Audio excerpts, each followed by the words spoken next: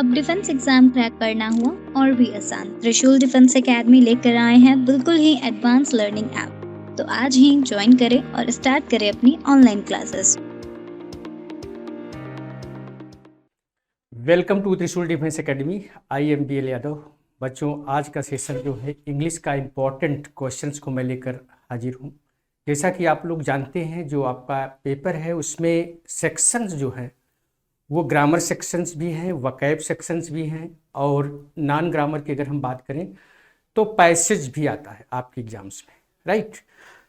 तो किस तरह के क्वेश्चन आते हैं, उसका लेवल क्या है, उसी लेवल को हम एकदम एग्जाम ओरिएंटेड चीज़ों पर ही फोकस करेंगे। ठीक है, किस तरह का आपका लेवल होता है उसी पर हम बात करेंगे जो। ठीक है, तो ध्यान रखिएगा, आप जो तैयारी कर रहे हैं तो आपको जो मेनली फोकस करना है वो ग्रामर के साथ साथ वकैब पर भी फोकस करना है। ठीक है, और पैसेज की हम बात करेंगे कि पैसेज को किस तरह से आपको करना है। ठीक है, तो आइए हम क्वेश्चन को शुरुआत करते हैं। क्वेश्चंस पर हम लोग आते हैं। ठीक है, तो क्वेश्चन की शुरुआत हम कर रहे हैं वकैब सेक्शन से। वकैब सेक्शन में पहला दिख रहा होगा आप लोगों को, पहला वर्ड है मैस्कर। ठीक है, इसका मैस्कर का हमको बताना है। इसको हिंदी में अगर बोलें तो इसको क्या कहते हैं, इसको कहा जाता है क्या, नरसंहार। ठीक है, हिंदी वर्जन में अगर आप लोग आएंगे तो इसका मतलब क्या होता है, नरसंहार। यानी नरसंहार का मतलब होता है, संहार का मतलब बड़ी संख्या में हत्याकांड, मतलब बड़ी संख्या में हत्याकांड को कहा जाता है मैस्कर। ठीक है, बड़ी संख्या में हत्याकांड यानी क्या होगा, यहां पर स्लाटर। इसका जो सिनोनिम्स होगा वो क्या होगा, स्लाटर। नरसंहार, बड़ी संख्या में हत्याकांड यानी स्लाटर। स्टेप का मतलब होता है चाकू घोंपना, मर्डर जानते ही हैं। एसेसिनेट का मतलब होता है धन या राजनीतिक कारणों से किसी की हत्या कर देना। इसका मतलब होता है धन या राजनीतिक कारणों से किसी की हत्या कर देना या किसी का कत्ल कर देना। ठीक है, तो यहाँ पर मैस्कर मास से बना हुआ है, मतलब बहुत ज़्यादा संख्या में, बड़ी संख्या में हत्याकांड को कहा जाता है मैस्कर, यानी नरसंहार जिसको कहा जाता है। तो क्या होगा आपका जो यहाँ, क्योंकि सिनोनिम्स बताना है तो स्लाटर होगा, राइट। अब हम लोग आते हैं नेक्स्ट क्वेश्चन की तरफ। नेक्स्ट क्वेश्चन की तरफ बढ़ते हैं। ठीक है, नेक्स्ट क्वेश्चन है बी लिटिल। अब बी लिटिल का मतलब क्या होता है, बी लिटिल का मतलब होता है किसी के महत्व को कम करके बताना, कम करके आंकना, किसी के महत्व को कम करके बताना। ठीक है, तो यहां पर डिमिनिश का मतलब होता है घटाना, लेकिन यहां पर बी लिटिल का जो सिनोनिम्स होगा, ये ध्यान रखिएगा, यहां पर जो बी लिटिल का सिनोनिम्स होगा, बी लिटिल का मतलब होता है किसी के महत्व को कम करके आंकना या बताना, यानी डिस्पैरिज होगा। क्या होगा बच्चों, डिस्पैरिज होगा। ठीक है, किसी के महत्व को कम करके बताना बी लिटिल। जैसे मान लीजिए कि कभी कभी कुछ लोगों की आदत होती है कि जैसे मान लीजिए आपका सिलेक्शन हो गया, लेकिन आपके बारे में लोग थोड़ा अंडर एस्टिमेट करके बात कर रहे हैं, कम करके आंक रहे हैं, तो उसको कहा जाता है बी लिटिल, यानी व्यक्तियों या वस्तुओं के महत्व को कम करके बताना या आंकना। ठीक है, तो डिस्पैरिज, सिनोनिम्स डिस्पैरिज, राइट। क्लियर है यहां तक की बात। इसके बाद हम लोग आते हैं नेक्स्ट क्वेश्चन की तरफ बढ़ते हैं। तो नेक्स्ट क्वेश्चन क्या है, डिस्टिंग्विश। डिस्टिंग्विश का मतलब होता है अंतर पहचानना, दो व्यक्तियों या वस्तुओं में अंतर पहचानने को कहा जाता है डिस्टिंग्विश। डिस्टिंग्विश यानी जिसको हम लोग कहेंगे क्या, डिफरेंशिएट। डिफरेंशिएट इसका सिनोनिम्स होगा। एबॉलिश का मतलब होता है समाप्त करना। क्या होता है, समाप्त करना होता है, राइट, समाप्त करना। ठीक है, तो डिस्टिंग्विश यानी डिफरेंशिएट, अंतर पहचानना, दो व्यक्तियों या वस्तुओं में क्या करना, अंतर पहचानना। डिस्टिंग्विश का मतलब होता है तो क्या होगा, डिफरेंशिएट होगा।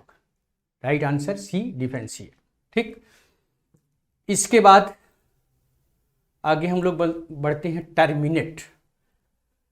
टर्मिनेट का मतलब क्या होता है, यहां पर टर्मिनेट, ठीक है, इस चार ऑप्शन है, सस्पेंड है, एंड है, डिसमिस है, इंटरप्ट है।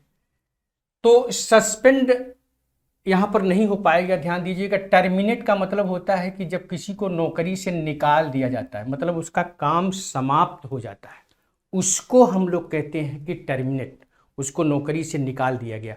जैसे सस्पेंड जो होता है, आपने देखा होगा कि लोगों को सस्पेंड के बाद नौकरी मिल जाती है, दोबारा नौकरी मिल जाती है, मुकदमा चलता है, मुकदमा जीत जाते हैं लोग तो दोबारा नौकरी मिल जाती है। और डिसमिस का मतलब खारिज करना। इंटरप्ट का मतलब होता है अड़चन या व्यवधान, जिसको कहते हैं इंटरप्ट होगा। लेकिन यहाँ पर टर्मिनेट का जो मतलब होता है, टर्मिनेट का मतलब एंड होगा, यानी आपका काम समाप्त हो गया, बंद हो गया, एंड। यहाँ पर सस्पेंड या डिसमिस नहीं हो पाएगा, ये ध्यान रखिएगा, ठीक है। टर्मिनेट का मतलब होता है, जिसे मान लीजिए कि किसी को लास्ट स्टेज टर्मिनेट होता है, टर्मिनेट के बाद आपका मुकदमा वगैरह नहीं चलता है, ठीक है। सस्पेंड में तो ये होता है जब इंसान सस्पेंड रहता है तो उसको मुकदमा वगैरह चलने के बाद अगर वो मुकदमा जीत जाता है तो उसको दोबारा नौकरी मिल जाती है। बट टर्मिनेट जो होता है वो लास्ट स्टेज होती है, यानी एंड हो गया, आपका काम समाप्त हो गया। तो राइट आंसर सी होगा इसमें, सिनोनिम्स। ये सब सिनोनिम्स बता रहे हैं। टर्मिनेट का क्या होगा सिनोनिम्स? एंड होगा, ठीक है। आइए आगे बढ़ते हैं। इसके बाद मरोस। मरोस का मतलब क्या होता है? ध्यान दीजिएगा, मरोस का मतलब होता है उदास या दुखी। मरोस का मतलब क्या होता है? मरोस का मतलब होता है उदास, उदास या दुखी होता है, ठीक है। तो यहां पर क्या होगा? ग्लूमी।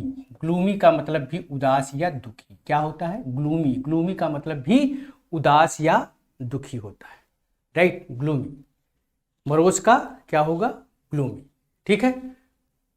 तो मरोज का ग्लूमी। काम का मतलब होता है शांत, राइट। डिसअपॉइंटेड, निराश, ठीक। तो मरोज का ग्लूमी। इसके बाद हम लोग आते हैं एंटोनिम्स का, ठीक है। एंटोनिम्स की हम बात करेंगे। नेक्स्ट वर्ड है डिफिशिएट। का मतलब होता है कमी। डिफिशिएट का मतलब होता है क्या? कमी होता है। अब यहां पर अपोजिट बताना है, एंटोनिम्स बताना है, राइट। तो सुपरफ्लुअस का मतलब होता है अनावश्यक। क्या होता है?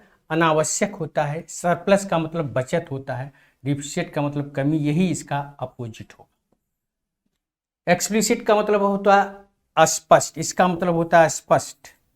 इसका मतलब होता है अस्पष्ट, ठीक है। सुपरफ्लुअस का मतलब अनावश्यक, राइट। तो क्या होगा डिफिशिएट का? सरप्लस। सरप्लस का मतलब बचत। Right answer B. B is the right answer. Clear? तो डिफिशिएट का एंटोनिम्स क्या होगा? सरप्लस, बचत। नेक्स्ट वर्ड है टर्बुलेंट। टर्बुलेंट का मतलब होता है हलचल, उथल पुथल। हलचल या उथल पुथल, ठीक है। टर्बुलेंट का मतलब हलचल या उथल पुथल। तो क्या होगा? स्टेडी होगा। क्या होगा? स्टेडी, स्थिर। टर्बिड का मतलब भी हलचल होता है या उथल पुथल, लेकिन यहां पर हमको अपोजिट एंटोनिम्स बताना है, इसीलिए क्या होगा? स्टेडी होगा, राइट। इसके बाद हम लोग आगे बढ़ते हैं। क्रिटिकल पता ही है आप लोगों को, क्रिटिकल बताने की जरूरत नहीं है, इतना तो आता है। इसके बाद आता है वैनिटी।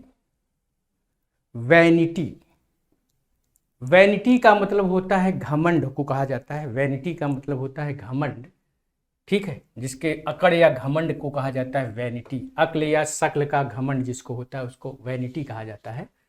तो मॉडेस्टी का मतलब होता है विनम्र, यही इसका अपोजिट होगा, ठीक है। यही इसका अपोजिट होगा। वैनिटी का क्या होगा? मॉडेस्टी होगा, ठीक। मॉडेस्टी का मतलब, वैनिटी का मतलब घमंड होता है, तो मॉडेस्टी का मतलब होता है विनम्र, राइट। तो यही आंसर होगा, ठीक है। इसके बाद हम लोग आगे बढ़ते वेन। WANE। वेन का मतलब होता है पतन या गिरना भी होता है, नीचे की तरफ गिरना, ठीक है। वेन का मतलब पतन। तो प्रॉस्पर का मतलब इसका अपोजिट, वेन का मतलब पतन होता है, राइट। वेन का मतलब पतन, सॉरी,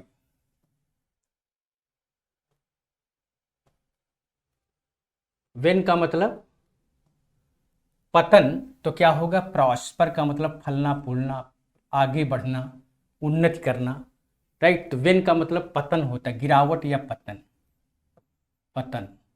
स्वेल का मतलब सूजन होता है, सूजन सूजन, स्वेल, स्वेलिंग से बना है स्वेल, सूजन, राइट। तो वेन का मतलब पतन तो क्या होगा, प्रॉस्पर, प्रॉस्पर का मतलब फलना फूल, राइट। तो अपोजिट बताना है तो वेन का क्या होगा, प्रॉस्पर, ठीक है। फ्लेक्सिबल, फ्लेक्सिबल का हमको अपोजिट बताना है। फ्लेक्सिबल का मतलब होता है लचीला, फ्लेक्सिबल का मतलब होता है लचीला होता है, राइट। तो यहां पर रिजिड होगा, राइट आंसर बी होगा, रिजिड, हार्ड नहीं होगा, रिजिड होगा, ध्यान दीजिएगा, ठीक है। क्या होगा, रिजिड, फ्लेक्सिबल, रिजिड। ब्रिटल नहीं होगा, ब्रिटल का मतलब क्षणभंगुर, जो आसानी से टूट जाए, ब्रिटल उसको कहा जाता है, ब्रिटल, क्षणभंगुर जिसको कहा जाता है। तो फ्लेक्सिबल लचीला यानी रिजिड, यहां पर रिजिड होगा, सॉलिड नहीं होगा, ध्यान रखिएगा, रिजिड होगा, ठीक है। क्लियर, यहां तक की बात। ये वोकैब सेक्शन है। अब वोकैब सेक्शन के बाद हम लोग आते हैं ग्रामर सेक्शन की बात करते हैं, जिससे स्पॉटिंग एरर, यहां से आप लोगों का जो क्वेश्चन बनेगा, find out errors if any, ठीक है, find out errors if any, यहां से स्पॉटिंग एरर के क्वेश्चन है। कह रहा 2 million people attended the meeting held in parade grounds, ठीक है। इसमें आपको बताना है कि कहां पर गलती है, किस ऑप्शन में गलती है। स्पॉटिंग एरर में इसी तरह से क्वेश्चन आपके एग्जाम्स में पूछे जाते हैं, ठीक है। तो आइए देखते हैं कहां पर क्या गलती है। 2 मिलियन पीपल, अब यहां पर देखिए ऑप्शन ए हमारा गलत है। इसके पीछे का कंसेप्ट क्या है, थोड़ा सा आइए इसको भी हम लोग समझते हैं, क्या कंसेप्ट है इसका। जैसे देखिए, अगर हम बोलते हैं कि आई हैव 5, समझिएगा थोड़ा सा, 5 डजन पेन्स, फिर इसके बाद हमने ऐसे बोला आई हैव 5 डजन्स पेन्स। इसके बाद फिर हमने इसको ऐसे बोला आई हैव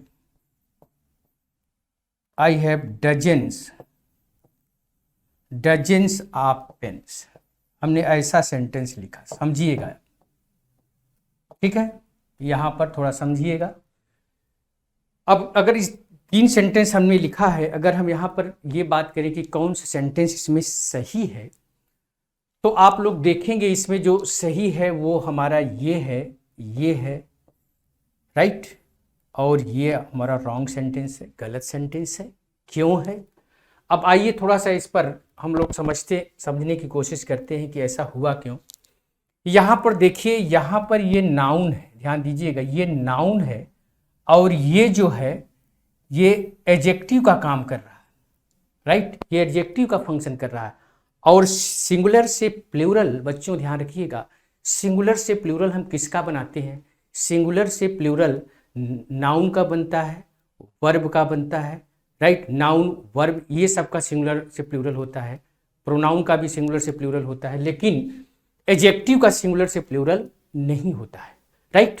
तो यहां पर देखेंगे, यहां पर एडजेक्टिव का काम कर रहा है, तो ये यहां पर हम इसको प्लूरल नहीं बना सकते हैं, यहां पर हमने बना दिया है, इसलिए ये गलत हो गया। यहां पर जब हम इसको इस तरह से लिखते हैं तो यहां पर ये भी नाउन का फंक्शन कर रहा है, ये भी नाउन का फंक्शन कर रहा है। इसलिए आइए इसको और अच्छे तरीके से समझते हैं। जैसे हमने बोला यहां पर कि 5, हमने ऐसा बोल दिया 5 बॉयज, अब ये सही है, 5 लड़कों की बात कर रहे हैं, बिल्कुल सही। अगर हम सिर्फ 5 तारों की बात करें, समझिएगा, 5 स्टार्स बोलते हैं, क्या बोलेंगे, 5 स्टार्स, 5 तारों की हम बात करें, ठीक है। अगर हम यहाँ पर बोले 5 तारों की बात कर रहे हैं तो 5 स्टार्स। लेकिन अगर हम बोले यहाँ पर कि अब 5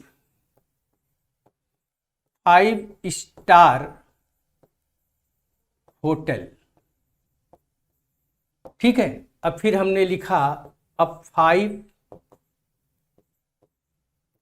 स्टार्स होटल। अब देखिएगा, थोड़ा सा समझिएगा, यहां पर ये न्यूमरल एडजेक्टिव है और ये नाउन है।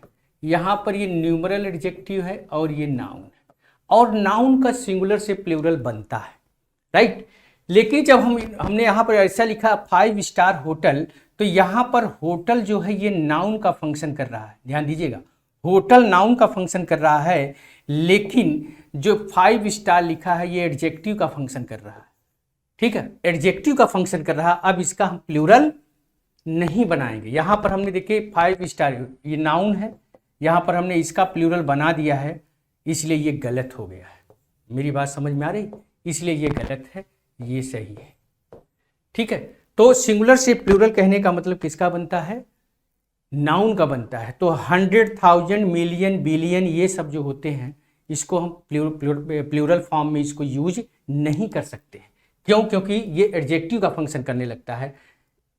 इस तरह से समझो, चाहे तो इसको ऐसे समझ लो, कब ये एडजेक्टिव का फंक्शन करेगा, कब कभी कभी ये नाउन भी बनेगा। जैसे देखिए यहाँ पर ये नाउन बन गया, ये भी नाउन है, ये भी नाउन। जैसे और अच्छे समझिए, जैसे अगर हम टूथ का प्लूरल बोलें, हमने बोला कि टूथ का प्लूरल क्या होगा, तो आप बोलोगे टूथ का प्लूरल टीथ होता है, राइट, समझिएगा, टूथ का प्लूरल क्या होता है? टीथ। लेकिन अगर हम ये बोल दें कि टूथ ब्रश बोल दें, अब इसका प्लूरल बताइए तो क्या होगा? अब ध्यान दीजिएगा, अब देखिए यहाँ पर तो ये नाउन था इसलिए टूथ का टीथ हो गया, लेकिन जब आपने टूथ ब्रश लिखा तो यहाँ पर ये नाउन का फंक्शन कर रहा है और ये एडजेक्टिव का फंक्शन करने लगा। अब टूथ ब्रश का जब प्लूरल बनाओगे तो क्या बनेगा? तब बनेगा टूथ ब्रशेज। मेरी बात समझ में आ रही है? अब टूथ ब्रशेज बोलोगे, क्यों? क्योंकि अब यहाँ पर ये नाउन बन गया, ये एडजेक्टिव बन गया। तो उसी तरह से ये भी फंक्शन करने लगता है, ध्यान रखिएगा, ठीक है। चाहे इसको ऐसे समझ लो, चाहे तो इस तरह से भी समझ सकते हो कि जब 100,000 मिलियन बिलियन डजन ये सब के पहले निश्चित संख्या का प्रयोग किया जाता है, डेफिनिट नंबर का प्रयोग होता है, तब हम इनका प्लूरल नहीं बनाते हैं। लेकिन जब ऐसे नाउन को आप प्लस प्लूरल नाउन के पहले यूज किया जाता है, आप प्लस प्लूरल नाउन के पहले यूज किया जाता है, तब इनका प्लूरल बनता है। चाहे आप ऐसे भी समझ सकते हो, राइट। तो यहां पर जो क्वेश्चन था आपका 2 मिलियन पीपल, तो मेरे ख्याल से क्वेश्चन अब समझ में आ गया होगा। देखिए आप लोग, तो 2 मिलियन पीपल, ऑप्शन ए गलत है, यहां पर क्या होगा? मिलियन होना चाहिए, मिलियन होना चाहिए। 2 मिलियन पीपल ऑलरेडी प्लूरल है, ठीक है, ऑप्शन ए हमारा गलत है, ठीक है। जैसे ऐसे देखिए, अगर हम बोलते हैं कि 300 बॉयज, और फिर हमने बोला कि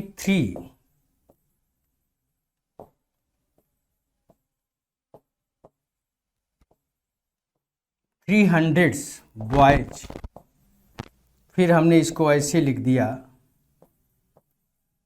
100 ऑफ बॉयज। समझिएगा थोड़ा सा, तो यहां पर देखेंगे 100 के पहले निश्चित संख्या आई है, इसका प्लूरल नहीं बनेगा, ये सही है। यहां पर आपने प्लूरल, इसका प्लूरल बना दिया, ये गलत है। लेकिन यहां पर ऑफ प्लस प्लूरल नाउन के पहले आएगा तब इसका प्लूरल बनाइए, क्योंकि यहां पर ये नाउन का फंक्शन करने लगता है, ठीक है। लेकिन यहां पर 300 बॉयज जब लिखते हो तो 300 बॉयज वाले केस में होता क्या है? ये नाउन का फंक्शन करता है और ये एडजेक्टिव का फंक्शन करता है, इसीलिए इसका प्लूरल नहीं बनता। यहाँ पर ये नाउन है और ये एडजेक्टिव है, और आपने यहाँ पर एडजेक्टिव का प्लूरल बना दिया, इसलिए गलत हो गया। जब आप प्लस प्लूरल नाउन के पहले आएगा 100,000 मिलियन बिलियन, तब इसका प्लूरल बना सकते हो। क्यों? क्योंकि ये तब इसका प्लूरल बनेगा ही। क्यों बनेगा? क्योंकि ये नाउन का फंक्शन करने लगता है, ठीक है। ऐसे समझ लो, अच्छा ऐसे समझ लो, जब इनके पहले निश्चित संख्या का प्रयोग होगा, यानी 1 2 3 4 5 इस तरह से, तब इनका प्लूरल नहीं बनेगा। अगर इनके पहले आप अगर ऐसे नाउन मतलब डजन, 100,000 मिलियन बिलियन, अगर आप प्लस प्लूरल नाउन के पहले आएंगे तब इनका प्लूरल बनेगा। चाहे ऐसे भी समझ सकते हो, राइट। चलिए आते हैं नेक्स्ट क्वेश्चन की तरफ, मूव करते हैं। नेक्स्ट क्वेश्चन ये रहा हमारा, these items are made of important stones, ठीक है। अब यहां पर ध्यान दीजिएगा, स्टोन जो है यहाँ पर जो स्टोन है बच्चों ध्यान दीजिएगा, ये मटेरियल नाउन का काम कर रहा है, ये स्टोन मटेरियल नाउन का काम कर रहा है। इसके लिए आप थोड़ा समझिए। जैसे अगर हम बोलें दैट, समझिएगा, हमने बोला कि that beautiful temple was it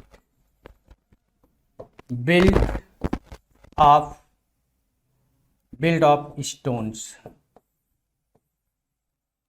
और फिर हमने सेंटेंस दूसरा लिखा, he through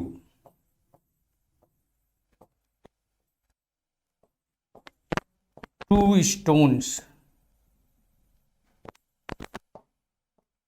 in the river. ठीक है। अब यहां पर देखिएगा सेंटेंस नंबर 1 और सेंटेंस नंबर 2 दोनों में क्या अंतर है, थोड़ा सा इसको समझिएगा।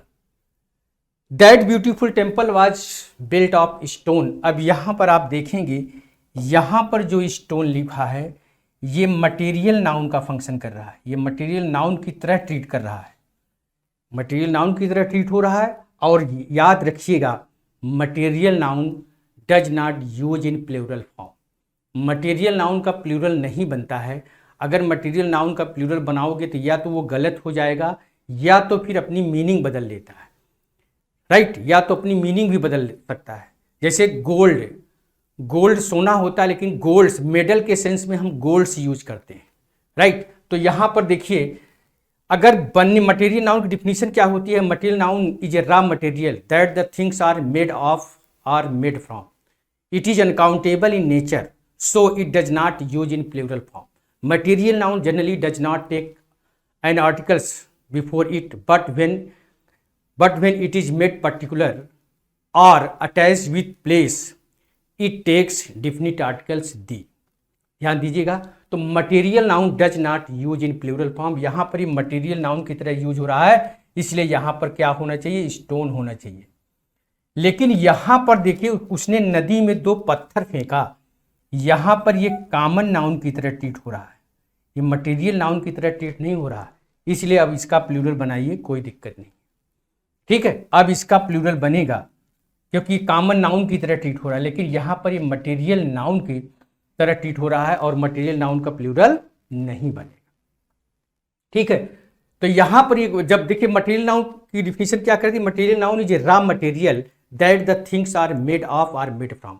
जब बनने की बात करोगे तब वो क्या होगा, मटेरियल नाउन की तरह ट्रीट होगा। और थोड़ा सा इसको समझ लेते हैं। जैसे हमने बोला, यहां पर एग्जाम्पल इस तरह से दिया हमने कि this chair is made of iron. अब फिर हमने बोला, यहां पर सेंटेंस लिखा, ही वाज इन आयरन्स। अब यहां पर देखिए, he was in irons, this chair is made of iron. अब यहां पर ये मटेरियल नाउन की तरह ट्रीट हो रहा है, इसलिए यहां पर क्या होगा, आयरन होना चाहिए। बनने की बात देखिए, जब बनने की बात करेगा तब वो मटेरियल नाउन की तरह ट्रीट होगा, तब उसका प्लूरल नहीं बनेगा। यहां पर कह रहा है ही वाज इन आयरन्स, इसका मतलब आयरन्स का मतलब होता है हथकड़ी, चेन के सेंस में यूज किया जाता है, इसका मतलब वह हथकड़ी में था। ही वाज इन आयरन्स मतलब वह हथकड़ी, ये मीनिंग बदल लिया। देखिए, या तो मीनिंग बदल लेगा या तो गलत हो जाता है, तो दूसरे सेंस में आ गया। आयरन्स का मतलब हथकड़ी भी होता है, तो यहां पर हथकड़ी के सेंस में इसको यूज किया गया है, इसलिए यहां पर ये सही है। लेकिन यहां पर बनने की बात करेगा तो मटेरियल नाउन का प्लूरल नहीं बनेगा। जैसे और देखिए, जैसे हमने सेंटेंस लिखा, दिस रिंग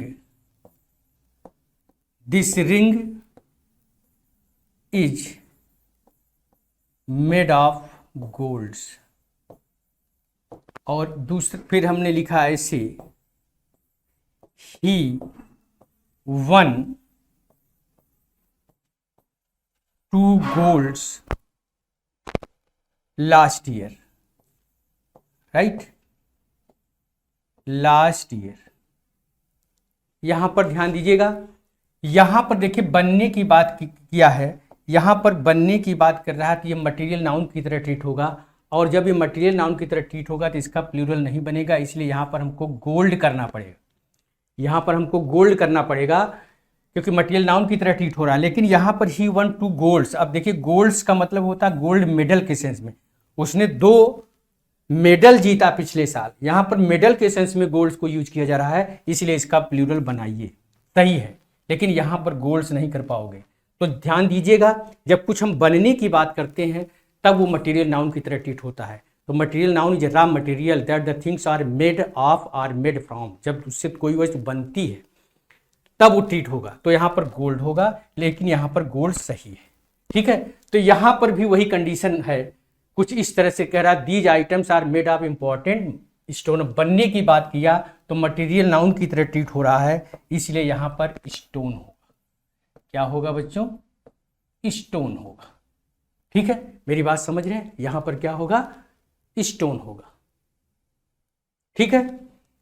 इसी तरह से क्वेश्चन आपके एग्जाम में इस तरह से भी क्वेश्चन आया हुआ है। इसी के पहले देखिए हम क्वेश्चन दूसरा लिख रहे हैं, ध्यान दीजिएगा आप लोग। जैसे क्वेश्चन में इस तरह से लिख रहा, the police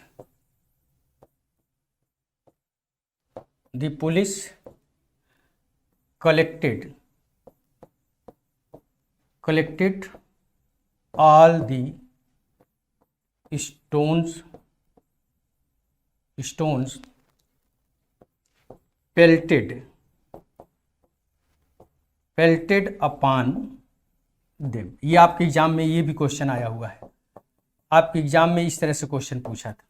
the police collected all the stones pelted upon them, ये क्वेश्चन इस तरह से, ठीक है। The police collected all the stones pelted upon them, police ने सारे पत्थरों को कलेक्ट किया। यहाँ पर देखिए बनने की बात नहीं कर रहा है ना।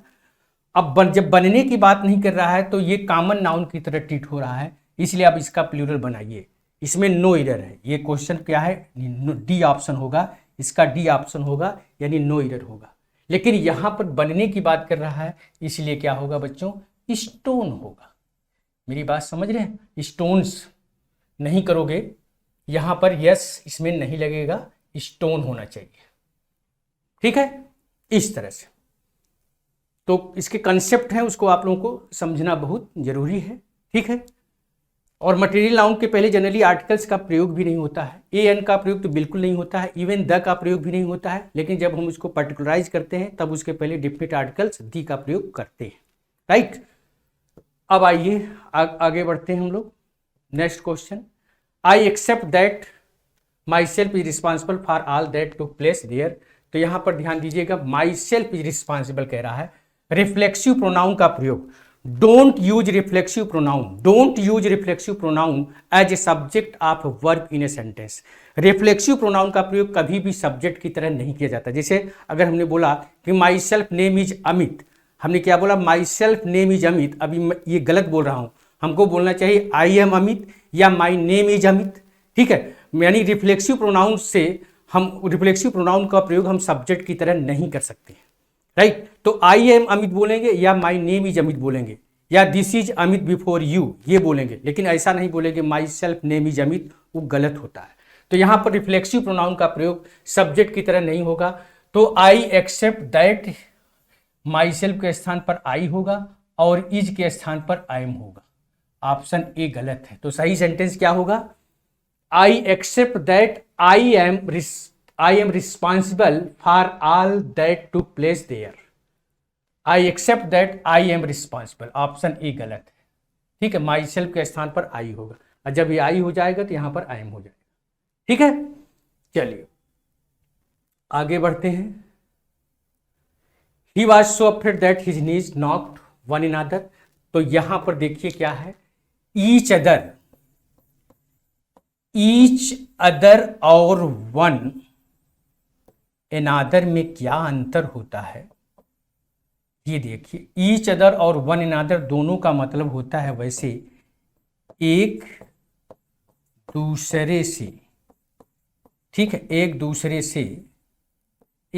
से लेकिन ईच अदर का प्रयोग किसके लिए होता है? ईच अदर का प्रयोग फॉर टू के लिए आता है, फॉर टू पर्सन्स और थिंग।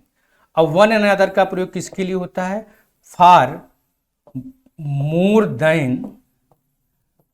देन टू पर्सन्स और थिंग्स के लिए आता है। ठीक है, तो यहां पर he was so afraid that his knees का मतलब घुटना, घुटना दो ही तो होता है, तो दो के लिए बच्चों क्या होगा? वन इन अदर के स्थान पर क्या होगा? Each other. ध्यान दीजिएगा, क्या होगा? ईच अदर होगा। ऑप्शन सी हमारा गलत है। बोलिए, ऑप्शन सी हमारा गलत है बच्चों, ध्यान रखिएगा। ठीक है, यहां तक की बात समझ में आ रही है? ठीक है, तो क्योंकि नीज है, घुटने दो ही होते हैं, तो इसलिए वन इन अदर के स्थान पर ईच अदर का प्रयोग करेंगे। ठीक, चलिए आगे बढ़ते हैं। We have to reach there at 10, will you please walk little faster. अब यहां पर देखिए, लिटिल, लिटिल जो होता है बच्चों ध्यान रखिएगा, लिटिल जो है, लिटिल, इसको थोड़ा सा समझ लें पहले।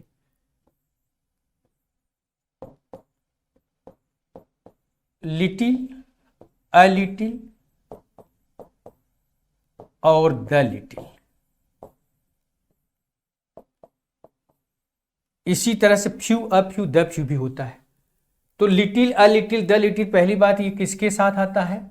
ये हमेशा little, a little, the little जो होता है हमेशा प्लूरल, सॉरी, हमेशा अनकाउंटेबल नाउन के साथ आता है, अनकाउंटेबल नाउन के साथ आता है। ठीक है, लिटिल, अ लिटिल और द लिटिल। और यहां पर एक चीज ध्यान रखिए कि लिटिल जो होता है वो निगेटिव होता है, इसका मतलब होता है न के बराबर, न के बराबर, ये निगेटिव मीनिंग देता है। ठीक है, ये निगेटिव मीनिंग देता है। जैसे अगर यहां पर हम बोलें कि आई हैव लिटिल मनी, जैसे हमने बोला कि आई हैव लिटिल मनी, इसका मतलब मेरे पास जो पैसा है वो न के बराबर है। लेकिन अगर हम इसी को ऐसे बोल दें कि I have a little money, हमने ऐसे बोल दिया, तो ध्यान दीजिएगा, अ लिटिल का मतलब अब यहां पर मेरे पास क्या है? कुछ मनी है, कुछ धन है, कुछ मनी है। लेकिन लिटिल जो होता है वो निगेटिव मीनिंग देता है। इसी तरह से फ्यू भी निगेटिव मीनिंग देता है। तो फ्यू और लिटिल जो होता है ये निगेटिव मीनिंग देता है, न के बराबर, इसका मतलब होता है बहुत कम, हार्डली एनी, मुश्किल से। ठीक है, हार्डली एनी का मतलब देता है, मतलब न के बराबर। ठीक है, तो आपका जो क्वेश्चन है इसको डिटेल में हम लोग एडजेक्टिव वाले चैप्टर में पढ़ेंगे काफी डिटेल में। ठीक है, तो यहां पर कह रहा है we have to reach there at 10, will you please walk little, little के स्थान पर क्या होगा? A little faster. ध्यान दीजिएगा, अ लिटिल फास्ट, थोड़ा तेज चलिए, क्योंकि लिटिल तो निगेटिव मीनिंग, लिटिल का मतलब छोटा भी होता है, लेकिन यहाँ पर little, a little, the little, ये एडजेक्टिव में हम लोग डिटेल में पढ़ते हैं। तो लिटिल का मतलब होता है न के बराबर। ठीक है, तो यहाँ पर लिटिल के स्थान पर अ लिटिल होगा, क्योंकि we have to reach there at 10, will you please walk a little faster, a little faster होगा। ठीक है, option C. These days job opportunity are not so better as they used to be in early 70s। ये कह रहा है इन दिनों job opportunity उतनी अच्छी नहीं है जितनी अच्छी 1970 के पहले हुआ करती थी। तो ध्यान दीजिएगा यहाँ पर एज और सो और एज के बीच में हमेशा और हमेशा पॉजिटिव डिग्री का प्रयोग होता है। जैसे he is as tall as I, she is not so rich as I. तो एज और सो एज के बीच में पॉजिटिव डिग्री का प्रयोग होता है। यहां पर बेटर के स्थान पर क्या होगा बच्चों? गुड होगा, ध्यान दीजिएगा। ठीक है, और एज जो है वो पॉजिटिव सेंटेंस में भी आ सकता है और निगेटिव सेंटेंस में भी आ सकता है, लेकिन सो एज हमेशा और हमेशा निगेटिव सेंटेंस में आता है। ध्यान रखिएगा, सो एज हमेशा निगेटिव सेंटेंस में आता है। लेकिन एज पॉजिटिव सेंटेंस में भी आ सकता है, निगेटिव में भी आ सकता है, राइट। यहां पर सो एज के बीच में, ठीक है, सो एज के बीच में बेटर के स्थान पर गुड आएगा, गुड बेटर बेस्ट, तो यहां पर गुड आएगा, ठीक है। चलिए यहां से आइए active and passive voice. Sentence क्या है, his pocket has been picked, right. अब ये सेंटेंस जो है ये पैसिव वॉइस का है, ठीक है। सेंटेंस हमारा बच्चों किसका है, पैसिव वॉइस का ये सेंटेंस है। तो इसका एक्टिव क्या होगा, तो इसका एक्टिव होगा someone has picked his pocket, option D, ठीक है, ऑप्शन डी होगा यहां पर, क्लियर है, option D, someone has picked his pocket, ठीक है। इसके बाद नेक्स्ट क्वेश्चन की तरफ हम लोग बढ़ते हैं। They are building a house next door to our school. Active का सेंटेंस है, इसका पैसिव, यहां पर ध्यान दीजिएगा। अभी इसके पहले जो सेंटेंस था ये तो पैसिव वॉइस है, इसीलिए बीन लगा हुआ है, तो इसका एक्टिव ये होगा एक्टिव। लेकिन जो दूसरा आगे वाला सेंटेंस है, they are building a house next door to our school, ये एक्टिव वॉइस का सेंटेंस है, प्रेजेंट कंटिन्यूअस टेंस है, एक्टिव वॉइस का सेंटेंस भी है, प्रेजेंट कंटिन्यूअस, ठीक है। They are building a house next door to our school, तो क्या होगा, a house next door to our school is being built by them, a house is being built by them next door to our school, right answer D, a house is being built by them next door to our school, D is the right answer। continuous tense है तो being आएगा ही आएगा, ठीक है, right answer, ठीक। इसके बाद हम लोग आगे बढ़ते हैं नेक्स्ट क्वेश्चन की तरफ। डायरेक्ट एंड इनडायरेक्ट नरेशन, हम लोग जिसको कहते हैं नरेशन, ठीक है, जिसको हम लोग नरेशन कहते हैं। क्या है, he said what a beautiful scene, he said what a beautiful scene, तो he said that a beautiful scene it was नहीं हो पाएगा, he wondered that it was a beautiful scene, he exclaimed what a beautiful scene it is, he exclaimed that it was a very beautiful scene, right answer इसका जो होगा ही। ऐसे exclamatory sentence को हम exclaimed में बदलते हैं, तो he exclaimed that it was very, what हटता है तो वेरी का प्रयोग होता है, ठीक है, इसमें वेरी नहीं है इसलिए ये गलत हो रहा है।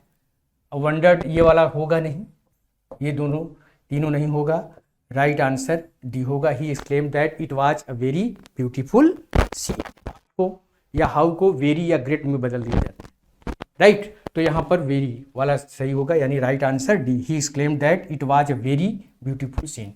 ये एक्सक्लेमेटरी सेंटेंस है। व्हाट या हाउ से शुरू होने वाले सेंटेंस को भी एक्सक्लेमेटरी सेंटेंस के अंतर्गत रखा जाता है। यहाँ पर व्हाट का मतलब यहाँ पर क्या नहीं होता है, कितना होता है, इस सेंस में यहाँ पर व्हाट का मतलब क्या नहीं होता है, बल्कि व्हाट का मतलब कितना होता है, ठीक है। चलिए नेक्स्ट क्वेश्चन की तरफ। He said to his servant why are you so lazy today, ठीक। तो he asked his servant why he was so lazy that day, he asked his servant, he asked his servant why he had been तो आएगा नहीं, इसलिए ये आपका गलत हो गया, ठीक है। He asked his servant why he was being, is am being तो आएगा नहीं, इसलिए ये गलत हो गया। ही asked his servant why was he नहीं होता, व्हाई ही वाज होता है, क्योंकि वाई के बाद सब्जेक्ट आएगा। Asked his servant, he asked his servant why he is M R was very so lazy today का दैट डे, राइट आंसर, ठीक है। व्हाई के बाद सब्जेक्ट आना चाहिए, क्योंकि अफर्मेटिव सेंटेंस हो जाता है, यहाँ पर वाई वाज ही कर दिया, इसलिए ये गलत हो गया। तो he asked his servant, why रहेगा ही रहेगा, वाई से कनेक्ट कर दिया जाता है। डबल इंट्रोगेटिव वाले जो सेंटेंस होते हैं उसमें जो भी इंट्रोगेटिव वर्ड यूज होता है, क्वेश्चन वर्ड वाला वर्ड यूज होता है, उसी से उसको कनेक्ट कर देते हैं। यहाँ पर वाई से कनेक्ट कर दिया गया है, उसके बाद फिर सब्जेक्ट आएगा, इज एम आर वाजपेयर में बदल जाएगा, टुडे का दैट डे हो जाएगा, right answer A, right answer A. अब आइए हम लोग पैसेज की बात करेंगे। ठीक है, पैसेज भी आपके एग्जाम्स में आता है, ध्यान रखिएगा। देखिए पैसेज पढ़ते समय ध्यान रखिएगा एक नॉर्मल स्पीड होनी चाहिए और पैसेज को समझ कर पढ़ने की ज़रूरत होती है। बहुत जल्दीबाजी भी मत करें। पैसेज को अगर जैसे मान लीजिए पैसेज पढ़ रहे हैं, उसमें कहीं हार्ड वर्ड मिल गया तो घबराएं ना, घबराने की ज़रूरत नहीं है।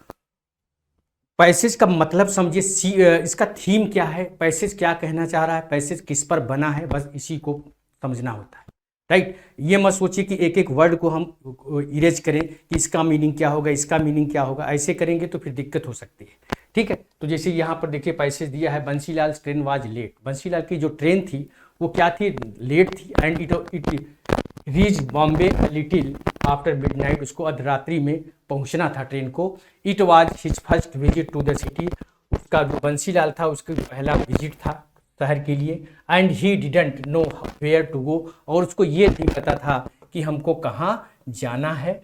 ही थॉट, उसने सोचा, he would go to a choultry, he thought he would go to a choultry. Choultry का मतलब होता है कि ऐसी जगह पर रहना जहाँ पर पैसे वगैरह न देना पड़े।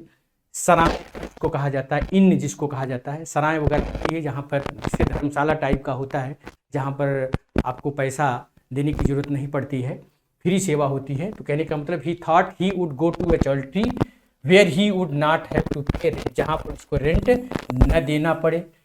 But he did not know how to find, लेकिन उसको ये पता नहीं था कि उसको पाया। But he did not know, वो नहीं जान पाया how to find one at that hour, कि हमको उस समय कैसे पता चलेगा कहाँ पर चौल्ट्री है। He asked a porter, porter का मतलब होता है कुली होता है, उससे पूछा to get him a cheap, मुझको कोई सस्ता रूम दिलवा दो। द पोर्टर से, पोर्टर ने कहा, पोर्टर का मतलब कुली।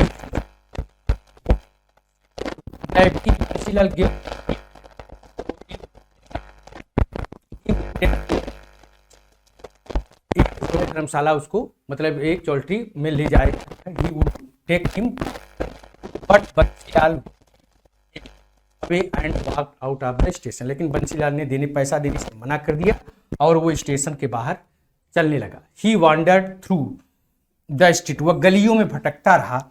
And asked a number of people, बहुत सारे लोगों से पूछा, but could find a room, लेकिन रूम का पता नहीं चल पाया।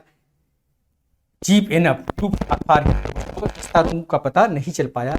He sat down on a park bench, तब वो जाकर एक पार्क की बेंच पर बैठ जाता है, राइट। जाकर वो पार्क की बेंच पर बैठ जाता है। Think what he do next, और सोचता कि हमको क्या करना चाहिए। He was very tired and fail asleep on the bench, और बेंच पर जाकर क्या हो गया, सो गया। ही woke up the next morning, और वह ऐसा सोया कि सुबह जगह नेक्स्ट मॉर्निंग को जगह। He woke up the next morning stiff in the every limbs but he smiled, और जो क्योंकि वो बेंच पर सोया हुआ था तो उसके शरीर में अकड़न आ गई थी, दर्द कर रही थी। Every limbs but he smiled, लेकिन वो व्हेन ही रियलाइज, जब उसको ये आभास हुआ, that it was the cheapest night, जब उसको ये पता चला कि ये सबसे सस्ती रात थी, मतलब हमको पैसा भी नहीं देना पड़ा। Cheapest night lodging that he ever had, मतलब उसको पैसा भी नहीं देना, सबसे सस्ते में वो निपट गया, ये कहने का मतलब, ठीक है। अब इसके बाद आता है cheapest night lodging that he had ever had, मतलब वो सबसे सस्ते में निपट गया, उसको पैसा नहीं देना पड़ा, उसकी रात बीत गई, गुजर गई, ठीक है। अब आता है इस पर question, in the passage the word choultry should means, choultry का मतलब क्या होता है। Private motel, an expensive hotel, a free resting place, a road side eating shop. Right answer क्या होगा बच्चों, अ फ्री रेस्टिंग प्लेस, जहाँ पर पैसा न देना पड़े वहाँ रहने की जो जगह होती है, a free resting place. Choultry का मतलब a free resting room. The porter refuse to help Bansilal because, porter ने जो है को सहायता करने से मना कर दिया, क्योंकि he refuse to pay the reporter any tips, he spoke a language which he the porter could not understand, he had no with the porter, he was due to the porter. नहीं, right answer क्या होगा बच्चों, right answer इसका जो होगा वो right answer जो होगा मिनट, हाँ, the porter refused to help Bansilal because he refused to pay the porter any tips, क्योंकि पोर्टर को उसने टिप्स देने से मना कर दिया, इसलिए पोर्टर ने नहीं बताया। he refused to pay the porter any tips। Right answer A, right answer इसका क्या होगा, राइट आंसर इसका ए होगा। ठीक है, इसके बाद हम लोग आगे बढ़ते हैं। Bansilal could not get any accommodation for the night because he wanted to spend the night in the open. All the hotels in the city were closed. All the hotels' rooms were booked. The hotels were too expensive for him to afford. Bansilal could not get any accommodation for the night because the hotels were too expensive for him to afford. क्योंकि वो कंजूस भी था, इसलिए for him to afford. Right answer जो होगा वो D होगा। D is the right answer. उसके लिए बहुत एक्सपेंसिव था, थोड़ा वो कंजूस टाइप का भी था। The night long in the open did not affect him at all, made his limbs stronger, gave him access all over his body, refreshed Bansilal. तो राइट आंसर जो होगा बच्चों सी होगा, give him access all over his body। Right answer C. ठीक है, इसके बाद next question, from the passage Bansilal emerge as a fun loving person, an adventure seeking person, an extravagant spender, 50%। Right answer जो होगा, क्योंकि वो कंजूस था तो 50%। राइट, पैसे, ठीक है, 50%। क्लियर है। तो बच्चों इस तरह से क्वेश्चंस हम लेकर आप लोगों के समझ पेश होते रहेंगे जो है। ठीक है, तो इस तरह से आपको क्वेश्चन की प्रैक्टिस करना है, एकदम एग्जाम ओरिएंटेड चीज़ों पर ही फोकस करें, फालतू चीज़ों को पढ़ना बंद कर दें। किस तरह के क्वेश्चन का लेवल होता है उसी पर फोकस करें। ठीक है, तो आज यही तक। जय हिंद।